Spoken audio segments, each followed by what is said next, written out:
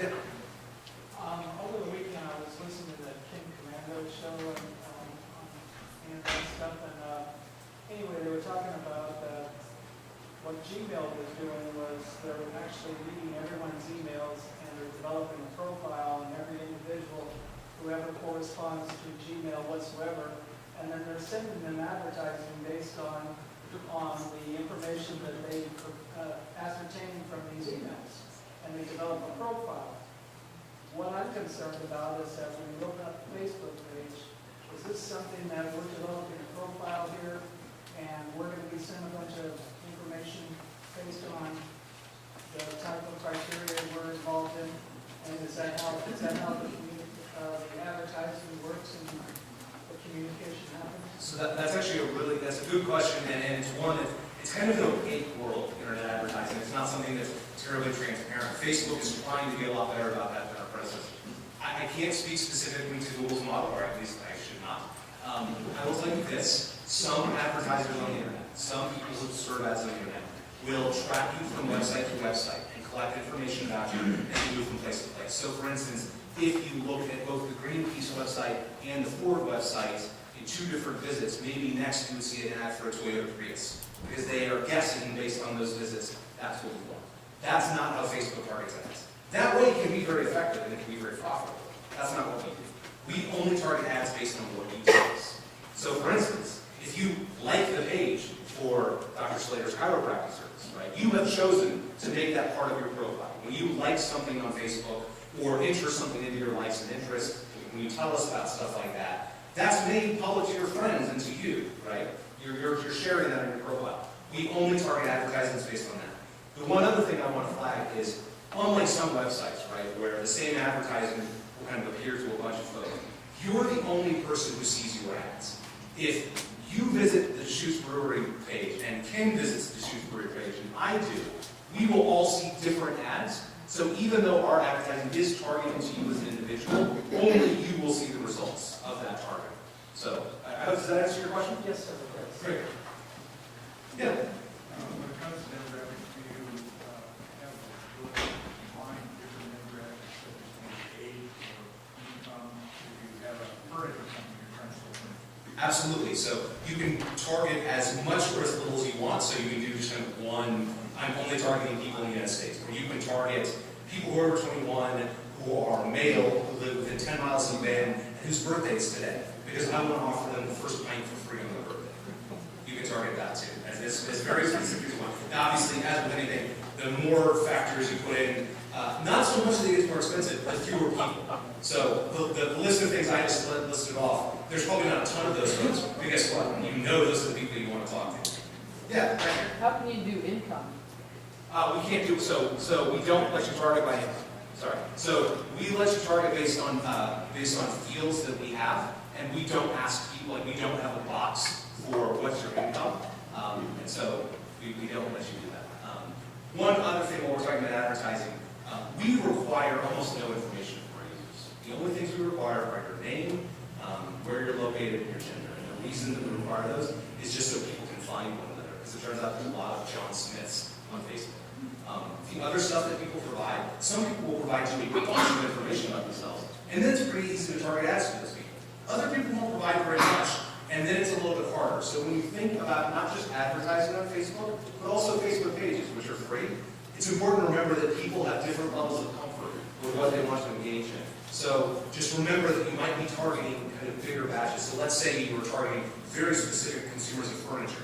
You might run an ad kind of targeting very specifically who you have in mind.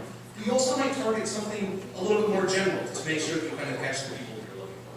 Yeah? I'm sorry, but I get it. No, sure. On my Facebook business ads, there's the About section underneath, the little picture of my... On your Facebook page? Yeah, on my Yeah. Facebook page. Yeah. A little About. I've been told that in that space, it's best for me to put keywords such as I would do on my website, my beta trackers. Is that true, or is that not? They say that picks up on the internet. So that is not true.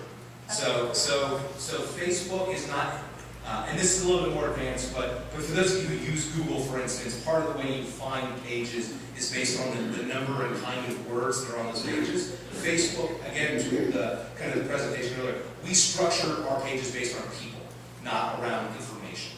So if I search for Dr. Slater's chiropractic, sorry, he's sitting in front of me now, I can't ignore him.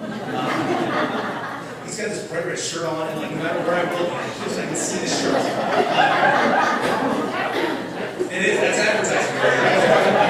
That's word of mouth. So for instance, if I search for chiropractic on Facebook, I would be much more likely to find his if one of my friends liked his page.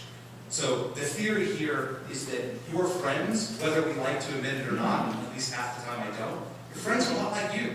And so your friends, we all know that friend, but it's like, oh, no, I'm not like that. But it turns out Ken likes Shoot's Brewery. And so if I search for beer on Facebook, because Ken and I are friends, I'm more likely to see it. But it turns out that not just Ken likes it, but 4 or 5 of my friends here in Prineville like the brewery. And so then I'm even more likely to see it when I search for it on Facebook. So to answer your question, think about everything you do on Facebook, ranging from your page to ads, to just your personal use. It's based on who you know and what you and those people like, not based on things like keywords, which can kind of easily be gamed. Yeah. Hey, profile pictures for a business page are pretty defined at 180 pixels wide. How many pixels crop into the thumbnail that ends up on all your posts? The short answer is I don't know. The longer answer is I'll find out. If you'll find me afterwards, I'll find that out for you. My 19-year-old over here. There we go. Exactly. No, I apologize. I actually stumbled these, but I'll find out for you. Yeah. It looks like Mr. Zuckerberg might be inventing his own currency as we move forward here. And I think on the Facebook, So that big building back there that came once, it turns out that's actually a printing press. there you go. The question is, as Facebook office or whatever they're going to be called, become a little more prevalent as a business owner who has a Facebook page, and things begin to develop, I'm having a hard time keeping up. If I ask for assistance from Facebook, do I need to go hire a company that helps me with that, or is there something at Facebook, a phone number, an email, where do I get customer service to help me keep up as this thing continues to move forward? Sure. So, you got a lot in there, and I'll attempt to answer it. If I miss it, ask me again. So the first thing he's mentioning is something we call Facebook credits, and it's been rolling out slowly over the last few months. Facebook credits, so for instance, in some applications on Facebook, I don't know if any of you have heard of Farmville. If you have kids, you've heard of Farmville. Really popular game, and you play it for free, but if you want, you can buy things in it. The way you buy things is with Facebook credits. So that's what he's talking about. It is kind of a virtual currency, if you will. Now, the answer to this, to the kind of how do I learn more about this? The first one is facebook.com/marketing. That page is a Facebook page, and so people are updating it in real time. Our team is saying, hey, here's some new tools we're making available, you can learn more about it. We also have tabs that say things like information, so you can learn about things there. The other one is facebook.com/help. That is where we update constantly for all sorts of folks, not just business owners, but for just regular personal profiles as well. Facebook.com/help, you can search and find lots of information about those things.